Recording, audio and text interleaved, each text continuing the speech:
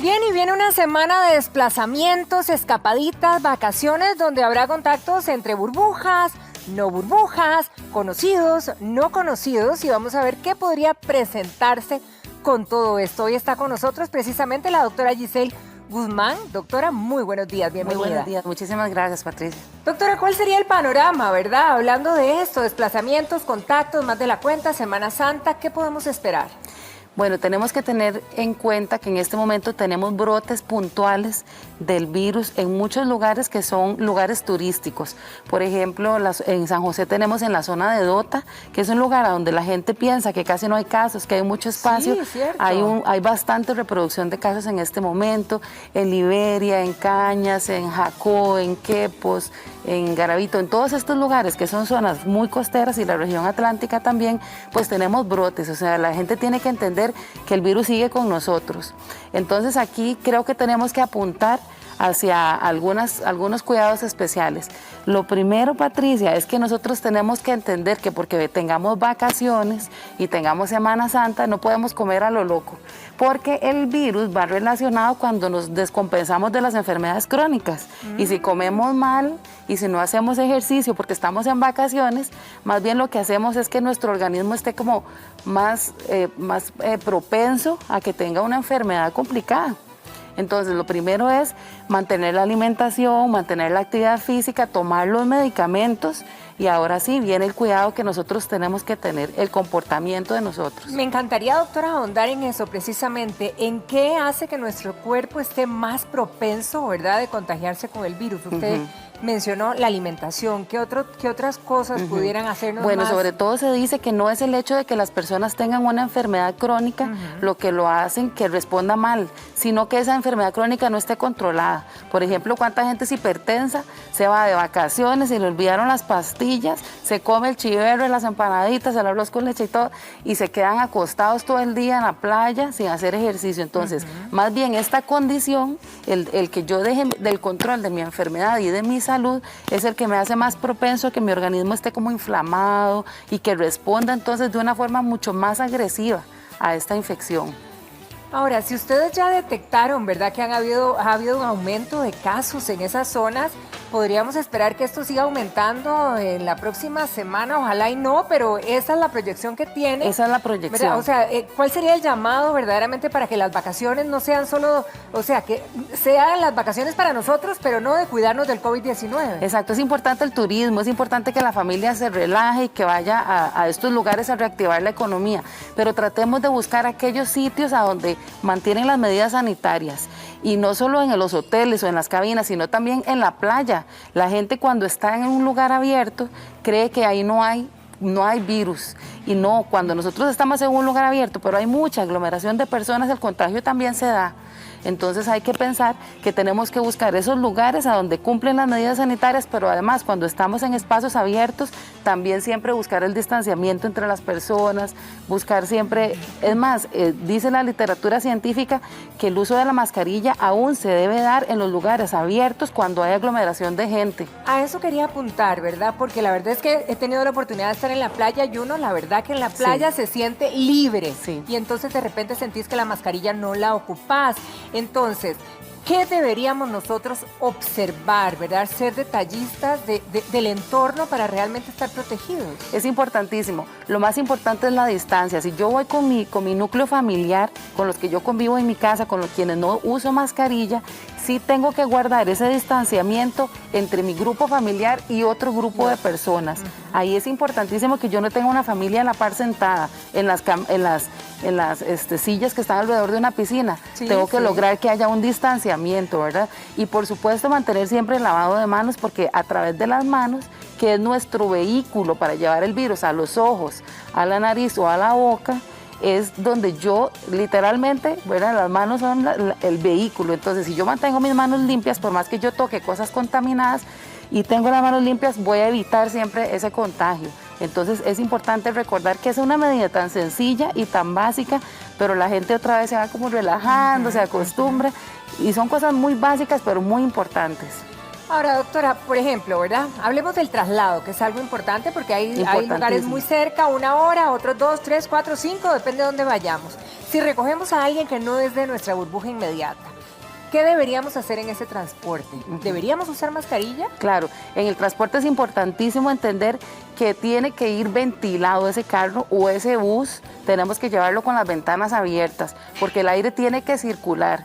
Y el otro aspecto de la mascarilla es importantísimo porque a pesar de que nosotros estamos con las ventanas abiertas, tenemos una distancia muy cortita en el carro. Entonces la mascarilla hace que esa gotita no llegue hacia la otra persona. Entonces definitivamente hay que mantener la mascarilla y las ventanas abiertas en todo momento. Ahora, ¿cuáles serían las medidas, digamos, si nos trasladamos en transporte público, en buses, por ejemplo? Sí, y es muy curioso, pero uno ve los buses que van llenísimos. Mentiras que hay distanciamiento ni nada. No, vamos sentados uno a la par del otro. Exactamente. Entonces lo que tenemos que hacer en un bus es siempre llevar nuestro o alcohol gel o nuestro alcoholcito en spray para después de tocar las superficies utilizarlo, ¿verdad? Usar nuestra mascarilla y evitar estar hablando con las personas que están alrededor, porque no sabemos cuál de esas personas puede ir igual que nosotros muy feliz y sentirse saludable para ir a pasear, pero puede ser una persona que esté contagiada y sea asintomática. Hay que tener cuidado y en bus, si vamos a distancias largas, a veces hasta nos dormimos y cabeceamos y tenemos allá la par, algunas veces muchos desconocidos. Sí, y algo importante, Patricia, es que no necesariamente los desconocidos son quienes nos contagian. Sí. Y eso es importante. Si nosotros nos podemos saber, los adultos mayores que se estuvieron en la casita cuidándose y fallecieron, Patricia, todos fueron contagiados por personas de confianza, personas que los llegaron a visitar, ya sea familiares o vecinos o amigos. Entonces, ojo, que con los amigos, aunque sea mi mejor amigo de la vida, yo no tengo que confiarme de que necesariamente no padece de nada y no está contagiado de coronavirus. Ahora, si vamos también a distancias largas, es común que estos transportes hagan paradas, ¿verdad? Para comer, para ir al baño, etcétera. ¿Cómo debería ser esa parada para que sea segura? Bueno, lo más importante, como yo les decía, es mantener las manos limpias porque el vehículo que lleva el virus a nuestro organismo son las manos, ¿verdad? Entonces, siempre tenemos que tener cuidado de cuando nos quitamos la mascarilla para tomarnos ese refresco en esa parada, para tomar ese café en esa parada, para tener las manos limpias de todo lo que estamos tocando y otra vez mantener la distancia con las personas. A veces son mesas grandísimas con personas que no conocemos. Entonces, tratar de no sentarnos directo para que esa persona no esté a una distancia corta, sino de forma diagonal, ¿verdad? Y no tener un contacto directo con esas personas, no hablar durante el rato que estoy sin mascarilla y tener siempre las manos limpias. Eso es lo mejor. Y es sencillísimo, pero hay que recordarlo a cada momento. Ahora, ¿qué pasa, doctora, con los que decidimos? Hay muchos adultos mayores que han pasado un año encerrados, ¿verdad? Y de repente vemos que es la opción de llevarlos a pasear en estos días. ¿Cuáles deberían de ser esos cuidados?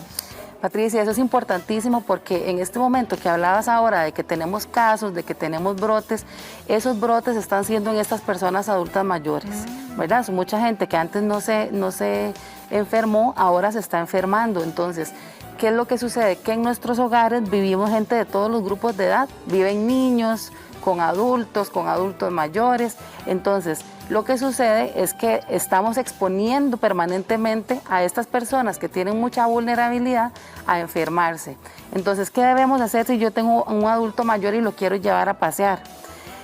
Sobre todo, Patricia, pienso yo que los cuidados especiales son cuando nos quitamos la mascarilla con esa persona, que son en los momentos de comer o en los momentos de dormir.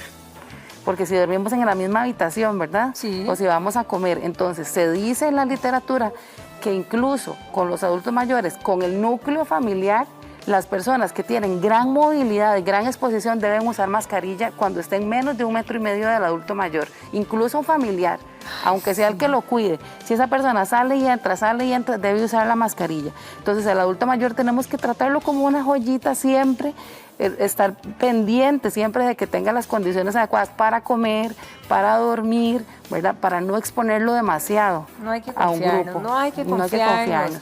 Ahora, ¿qué pasa, por ejemplo, con las personas que ya recibieron su primera dosis? ¿Podrían viajar más tranquilos? Bueno, Patricia, la vacuna es importante recordar que la literatura dice que ayuda a disminuir una respuesta clínica, o sea, que el organismo responda de forma severa, pero no dice que reduzca los contagios. Entonces, nosotros podríamos estar seguros como si no pasara nada. No, cuando yo tengo la primera dosis todavía no tengo la capacidad de que mi sistema de las defensas esté súper fuerte contra el virus. Con la primera dosis no es suficiente. Sin embargo, Patricia, con la segunda dosis tampoco es suficiente porque el virus se contagia. Lo que hace es reducir la hospitalización. Entonces, esas famosas medidas que son sencillas, el lavado de manos, la mascarilla y la distancia, van a seguir siendo la clave para todos, aunque yo tenga 1 o 2 dosis de vacuna. También sucede que hay mucha gente que ya le dio COVID y entonces dice, a mí ya me dio, ya yo no me voy a cuidar, ya yo no me voy a proteger. ¿Y qué pasa con ellos? Bueno, tenemos muchísimos casos de personas que han tenido ya una segunda infección. ¿Y aquí nosotros en país, Costa Rica, doctora? claro que sí. Nosotros todas las semanas recibimos por lo menos 10, 15 o 20 casos en estudio por reinfección, así lo llamamos, reinfección de COVID, y tenemos muchísimos de esos casos ya como sospechosos por reinfección. ¿Y cuánto después de haberse enfermado la primera vez? Después de 3 meses ya nosotros podemos considerar una reinfección. Después de 3 meses y la persona vuelve a presentar los mismos síntomas y tiene un contacto con alguien positivo, muchas veces se ha reinfectado. Primero empezó a estudiarse a nivel mundial hasta que nosotros lo empezamos a ver aquí y está sucediendo. Entonces un día esto me dice una amiga en una caminata, yo ya no uso mascarilla, por si ya a mí me dio. Yo he visto a mucha gente con esa posición. Ajá, y yo le dije, o sea, ya ¿hace cuánto le dio? Me dijo como en octubre, no sé qué, le dije, o sea, ya está lista para que le dé otra vez, le dije yo. O sea, como ¿verdad? si nada, sí. Sí, y también dice la literatura que no necesariamente porque ya uno le haya dado una primera infección, la segunda va a ser mejor, no. Hay muchas personas que en la segunda es cuando se han hospitalizado o han fallecido. Entonces no podemos confiarnos, porque realmente... Eso sí es grave, doctora. Sí, Creo que esa información no se maneja tan clara, ¿verdad? Sí, y también es importante entender que hay lugares que ya está lloviendo. Y el virus también tiene un comportamiento como los otros virus respiratorios que se presentan en la época lluviosa. Entonces, se va a alborotar con la lluvia. Se va a alborotar con la lluvia. Ya en la región Huetar Atlántica, que es todo el Limón y el Caribe, ya nosotros vemos lluvias y ya vemos esos brotes. Ahora, doctora, pasa la Semana Santa, ¿cómo se restablece la vacunación? Porque va a haber un tracto, digamos, de parada, ¿verdad? ¿Cómo es que empiezan a vacunarse? ¿Cómo se va a retomar? Sí, bueno, Patricia, en realidad ahora nosotros estamos haciendo toda una estrategia para agilizar, ¿verdad? Para tratar de que sea mucho más rápida la vacunación. Entonces se está haciendo todo un proceso, se llama de microplanificación en cada área de salud, porque cada área de salud es muy diferente, ¿verdad? No es lo mismo un área de salud que tiene 4,000 personas a una que tiene 50,000, ¿verdad? Claro. Desamparados, a la abuelita, que son enormes. Entonces realmente ellos no están dejando de vacunar del todo, van a tratar de poner segundas dosis ahora en Semana Santa, ¿verdad? Las dosis de las personas que ya están en la lista, y vacunar lo más rápido posible primeras dosis en cuanto arranquemos el lunes después de Semana Santa. Bueno, ojalá así sea, doctora, que es lo que queremos todos, y a estar bien seguros, entonces cuidándonos. Doctora Guzmán, como siempre, encantadísimos de tenerla aquí en nuestra casa. Muchísimas gracias. Que pase un feliz fin de semana. Igualmente, muchas feliz gracias. Semana Santa para todos, con todos los cuidados. Así es, como debe ser. Buenos días, gracias. Nos vamos para el jardín, ahí está Ítalo, creo, listo.